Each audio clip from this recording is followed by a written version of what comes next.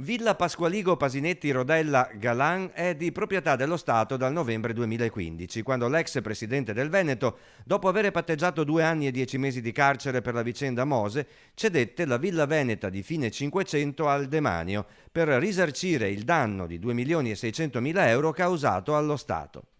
Dopo quasi 5 anni la bella costruzione è soffocata da una vegetazione che cresce senza controllo, che sta uscendo dai muri del giardino ed è arrivata fino al fosso di confine con la strada.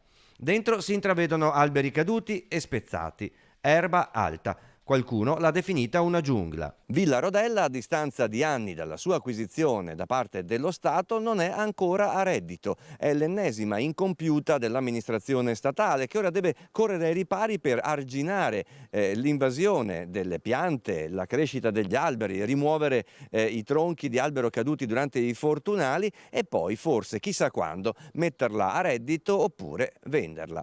Intanto l'Agenzia del Demanio manderà i giardinieri a rendere presentabile il tutto a potenziali acquirenti o inquilini. I lavori costeranno circa 10.500 euro. Delle amate rose di Galan non c'è più traccia, restano solo quelle spontanee. Abbondano i melograni, ma siamo in stagione, l'erba alta ricopre perfino i sensori del cancello automatico.